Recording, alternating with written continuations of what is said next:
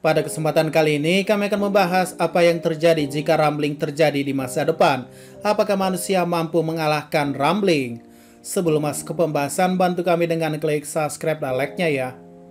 Oke, jadi mari kita mulai saja pembahasannya.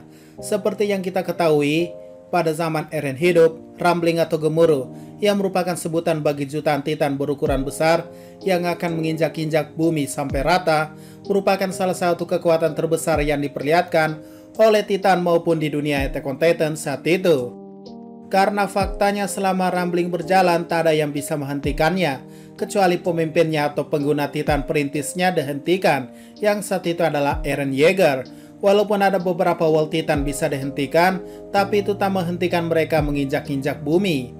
Nah, pertanyaannya, jika dibandingkan dengan dunia kita saat ini, yang kita ketahui bahwa senjata nuklir atau bom atom bisa menghancurkan segala yang ada dalam radiusnya, lalu apakah bom nuklir bisa mengalahkan World Titan? Jadi jawabannya iya, namun bisa memiliki dua kondisi. Kondisi pertama, jika menyerang saat World Titan tidak aktif atau tidak bergerak, atau saat masih menjadi World Titan. Maka katakanlah Pulau Paradis atau keseluruhan luas tembok Maria akan menjadi sasarannya. Diketahui bahwa jarak tembok Maria ke tembok Ross konon berjarak sekitar 100 km. Jarak tembok Ross ke tembok Sina sekitar 130 km.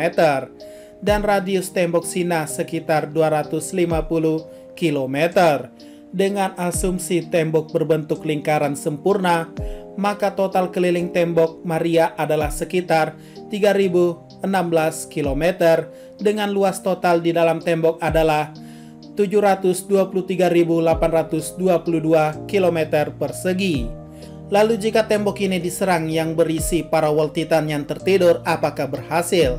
Jawabannya iya, tapi tidak semua. Menurut data yang admin ambil dari Outrider, ini merupakan simulasi bom nuklir jika dijatuhkan di kota New York. Kalian bisa lihat keterangannya di kiri dan di kanan, terutama jarak ledakan dan radiasinya. Yang paling luas katakanlah 8092 km persegi, atau lihat saja pada map gambar luas radiusnya. Kita ketahui bahwa luas New York adalah 783,8 km persegi. Ya mirip-mirip sama tembok di Paradis lah. Maka jika kalian perhatikan di map, ya dampak ledakan nuklirnya itu sebenarnya tidak bisa menutupi satu kota New York. Yang artinya jika bom nuklir dijatuhkan di tembok Paradis, admin kira-kira bahwa daya ledaknya dan hancurnya mungkin hanya cukup meratakan di dalam wall Sina saja, atau tidak bagian Sigan Sina sampai distrik Trost saja, karena saking luasnya tembok Paradis. Nah, mungkin kalian tidak terlalu percaya sama simulasi ini, tapi coba kita ambil sejarah yang sudah terjadi, di mana bom atom dijatuhkan di Hiroshima dan Nagasaki, di mana diketahui luas Nagasaki adalah 406,4 km persegi. Masih jauh lebih besar tembok Paradis. Namun bisa kalian lihat dari gambar yang diambil bahwa ya tidak semua bisa menghancurkan semua wilayah Nagasaki, karena diketahui radius kehancuran total mencapai 1 mil atau 1,6 km.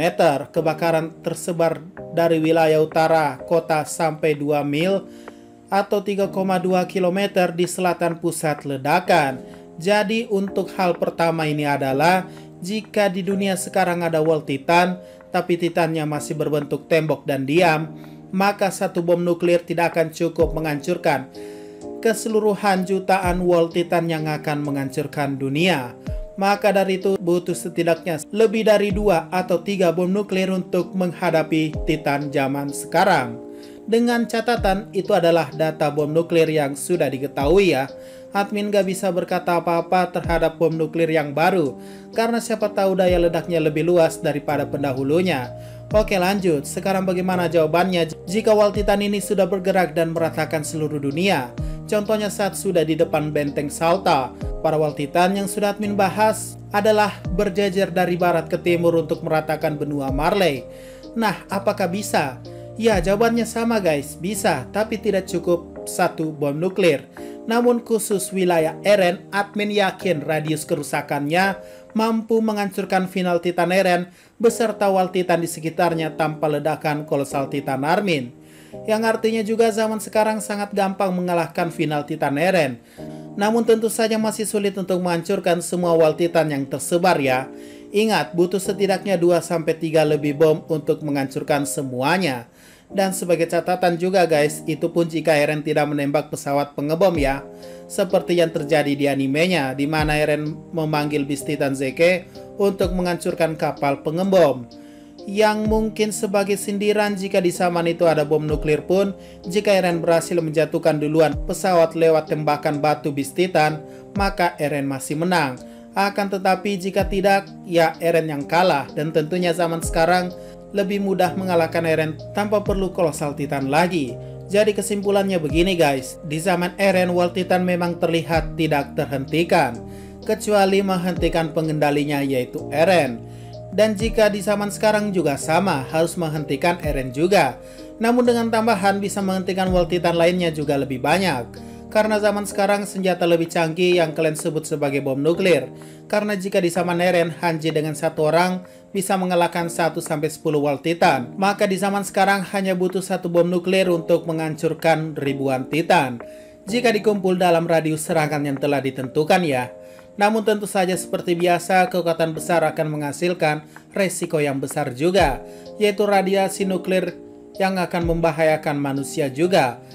Maka jika terlalu banyak menyerahkan bom nuklir pada area di bumi, maka itu juga akan berpengaruh pada lingkungan tersebut yang akan mengalami radiasi dan akan membahayakan umat manusia dalam jangka waktu yang lama. Dan perlu kalian ketahui juga, satu bom nuklir akan memiliki dampak besar terhadap bumi, di mana kita tahu sebuah analisis yang diterbitkan dalam Bulletin of the Atomic Scientist menerangkan 1 atau 2 ledakan nuklir memang tidak memiliki efek global. Namun ledakan 100 bom dengan ukuran yang sama seperti yang dijatuhkan di Hiroshima akan menurunkan suhu bumi di bawah zaman es sirsa 1300 sampai 1800. Intinya merusak bumi lah guys. Jadi itulah mengapa semoga tidak ada Titan atau Rumbling di dunia nyata ya guys, agar perang menggunakan nuklir tidak perlu terjadi. So ya, begitulah jawabannya ya. Oke, mungkin itu saja pembahasan pada video kali ini. Jika ada pertanyaan dan masukan, silahkan komentar saja di bawah. Sekian dari pembahasan kali ini, jangan lupa like, share, dan komentarnya ya.